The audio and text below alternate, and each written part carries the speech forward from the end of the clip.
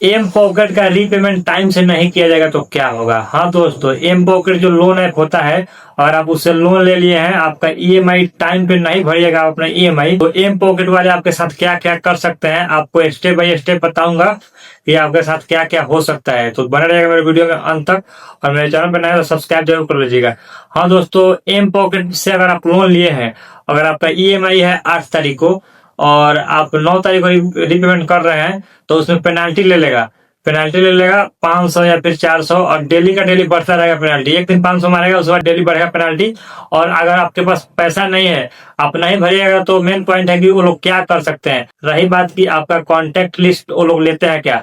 हाँ दोस्तों, contact list तो वो लोग लेते ही हैं, क्योंकि अगर आप एक्सेस आप देते हो खुद ही, क्योंकि आप जब लोन लेने जाते हो तो सभी मतलब वो जो भी प्रोसेस होता है उसमें आप सबको एक्सेस अलाउ करते जाते हो। तो जब तक आप एक्सेस नहीं देते हो तब तक वो लोग आपको लोन नहीं देते हैं। और बात रही गैलरी की, तो गैलरी का भी एक्सेस वो लोग लेते हैं।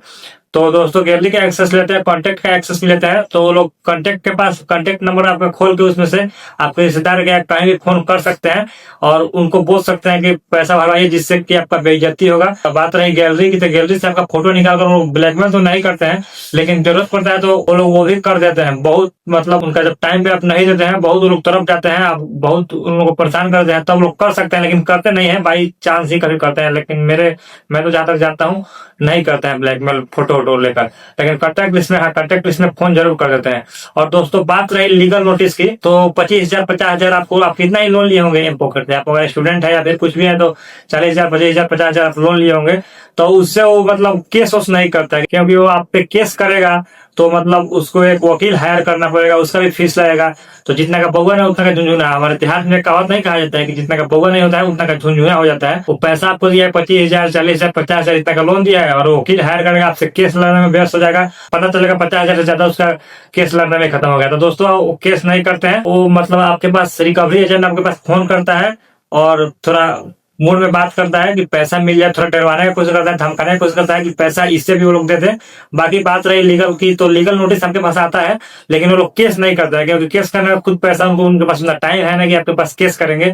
तो दोस्तों, कुल मिलाकर बात यही है कि अगर आपके पास पैसा नहीं है तो अभी नहीं भरिएगा, तो लोग फोन पे फोन करेंगे, कॉन्टेक्ट लिस्ट नंबर निकाल के फोन करेंगे। लेकिन अगर आपके पास अभी पैसा नहीं तो आप अभी मत भरिए, कोई दिक्कत नहीं है। लीगल नोटिस आता है, लेकिन केस कुछ नहीं करते हैं वो लोग।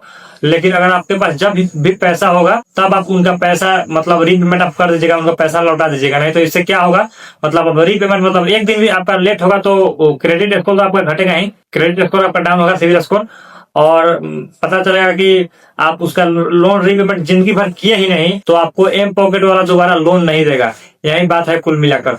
तो दोस्तों, आपके पास जब पैसा होता है 6 महीने साल भर 5 साल बाद, तब एम पॉकेट का जो आपका अकाउंट है जहां से आप लिए हैं लोन, तो वहां का आप रीपेमेंट कर दीजिएगा, उनका पैसा वापस कर दीजिएगा, ताकि आपका सिविल स्कोर बना रहे और आपको वापस मतलब फ्यूचर में लोन मिल सके एम पॉकेट से।